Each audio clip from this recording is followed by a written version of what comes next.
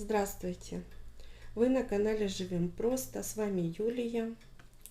Хочу сегодня поделиться рецептом сиропа подорожника. Он получается очень действенный, намного эффективнее, чем в аптеке. Займет у вас на его приготовление не более получаса, уверяю вас, ну не считая время еще на то, чтобы он настоялся. Пользоваться вы будете им целый год, ну смотря какую порцию сделаете. Стоит копейки, помогает очень хорошо. Это как природный антибиотик своеобразный, проверено нашей семьей. Мы уже делаем его третий год. Все симптомы трахеита, бронхита, ну, если сразу первоначальные только, не запущенные, очень быстро снимаются этим сиропом. Детям маленьким по чайной ложке 3 раза в день, более старшим от 3 лет по десертной ложке 3 раза в день. Вот с 4 лет, ой, с 5, да, с 5 лет, если уже очень серьезно, я младшей дочери 6-летней даю, как и нам, по столовой ложке. Нужно смотреть еще и по состоянию. Я думаю, если даже и 3-летний вы дадите 3-летнему ребенку столовую ложку при сильном течении заболевания, то ничего страшного не будет. Главное это делать не постоянно, не злоупотреблять. Вот я здесь в рюмочку налила, нацедила, так сказать, остатки из прошлогоднего сиропа, чтобы вы имели представление, что это такое. Похож на сироп, такой вязкий, приятного цвета. Дети его очень любят. Моя дочка выпрашивает, потому что он сладенький, не горький. Варить ничего не нужно. Берем, вот мне муж насобирал примерно целый большой маечный пакет, плотно утрамбованный листьев. Мне их хватит на 3-литровую банку, я думаю, даже останется. Что нам нужно? Нам нужно, смотря сколько вы будете делать, но я рекомендую всем делать 3-литровую банку, потому что подорожник бывает не всегда сочный.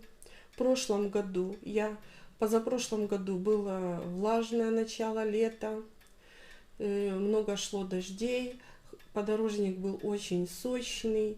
Я заправляла бутыль, наполняла бутыль подорожником и сахаром. У меня получалось чуть ли не половина банки этого сиропа. В прошлом году дожди вроде и были, но что-то подорожнику не хватало, он был сухой, мы это не учли. У меня сиропа получилось мало. Вот этой банки, вот это вы видите, это остаток подорожника, который был, а весь сироп, что здесь был, вот доверху наполнено, это мы за год, наша семья из 4 человек на данный момент употребила на лечение. Лекарств мы аптечных вообще не покупали, не считая парацетамола и септифрила.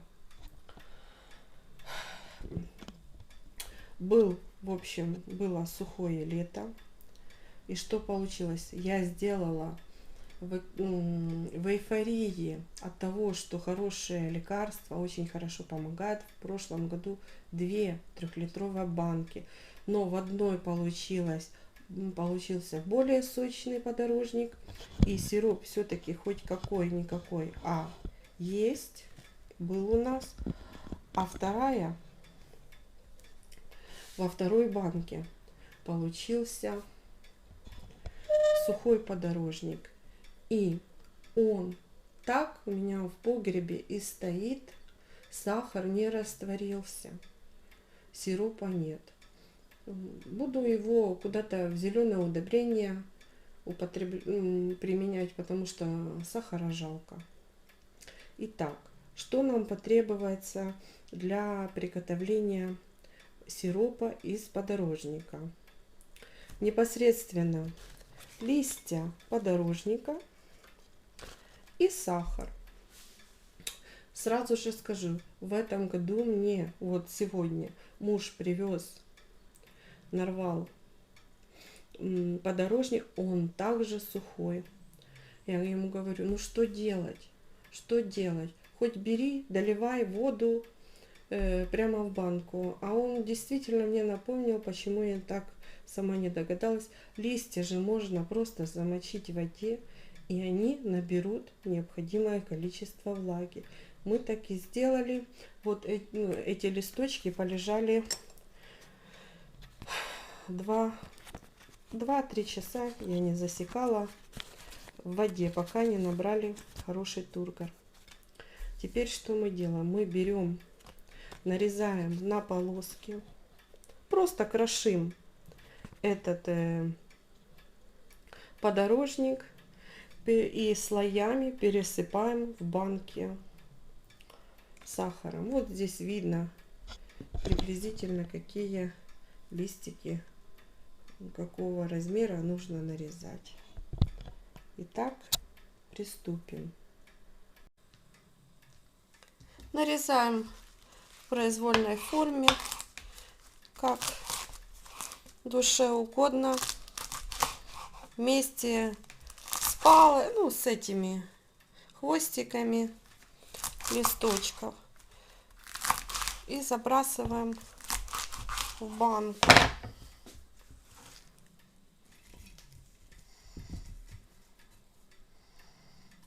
Слой листочков, слой сахара, слой листочков, слой сахара. Утрамбовываем пестиком деревянным, макогоном, рукой. У меня рука влазит, но попробую тоже что-то приспособить, чтобы не мучиться. Хорошо нужно утрамбовывать, чтобы эти листья вместе с соком, вместе с сахаром, дали сок. И тогда сахар будет еще более растворяться, и получится у нас через определенное время лечебный сироп. Вот так вот макогончиком немножко их приминаем, листочки разрушатся, клеточки их, и пустят немножко сок. Теперь насыпаем сахар небольшим слоем и разравниваем, приблизительно по весу. Вот не только по объему, а по весу. Смотрите, чтобы было равнозначно листьев и сахара. Теперь снова слой листочков притрамбовываем, посыпаем сахаром. И так вот наполняем банку до горлышка. Ну вот, наша баночка наполнена. Естественно, сверху последний слой — это сахар. Ушло сахарного песка приблизительно 1,5 килограмма. То есть получилось на 3-литровую бутыль половина, 1,5 литра по массе, по объему. Это лист подорожника и столько же сахарного песка. Сейчас все это мы накрываем капроновой крышкой И оставляем при комнатной температуре. Нам нужно, чтобы сахар растворился. Эта вся масса опустится. И мы уже будем спокойны, что не будет происходить никаких процессов гниения и всего остального. То есть сок подорожника соединится с сахаром и превратится в сироп. В жаркую погоду это занимает примерно 3 часа. Сейчас на улице прохладно, и я, наверное, оставлю банку в комнате на всю ночь. Встретимся на следующий день и посмотрим, что у нас произойдет с нашим будущим сиропом. И вот наступил следующий день. За ночь наша масса, как видите, просела, пустила сок, чему я очень рада. Все-таки замачивание на 2-3 часа листьев в холодной воде дало свой результат. Теперь, после того, как масса просела, сверху остался немного сахар, но это хорошо, он будет выступать в роли консерванта.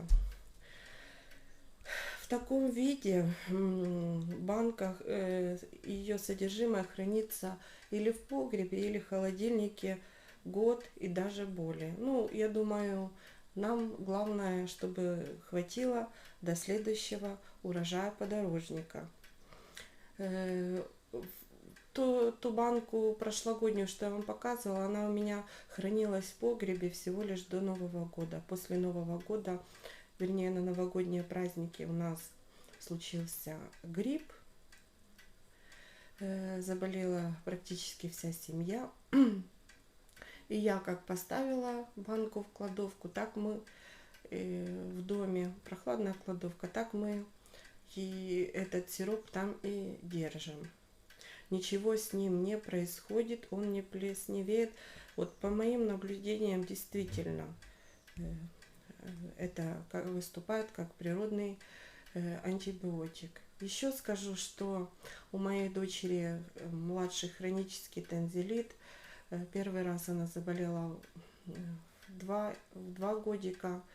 Это было страшно, увеличение миндалин резкое, гной. Ребенок не мог дышать, пришлось 2 года подряд применять очень сильный для лечения антибиотик. Без него никуда. После того, как мы начали, не знаю, связано это или нет, но после того, как я начала делать этот сироп, это уже 2 года, у нас обострение весенних, вообще хронический танзелит, обострение танзелита перестало беспокоить. Миндалины немного увеличены, от этого никуда, но таких сильных острых состояний нет, чему я несказанно рада. Быть может, он еще и повышает иммунитет, этот подорожник, не знаю. В общем, это отличное решение для лечения. У кого есть тем более детки, пожалуйста, применяйте. И да, я забыла сказать, сейчас у нас лето практически, кладовка, но у нас дом свой частный, более прохладно в нем. Ну, кладовка градусов, наверное, 23-24. Стоит прошлогодняя банка, ничего с ней не случается. Жителям квартир, пожалуйста, храните в холодильнике. Я думаю, такое снадобье ценное не очень сильно займет холодильник. Тем более вы его будете постоянно применять. Ну, дай бог, чтобы случалось это нечасто. На этом все. Если есть какие-то еще вопросы, задавайте. С удовольствием отвечу. До свидания.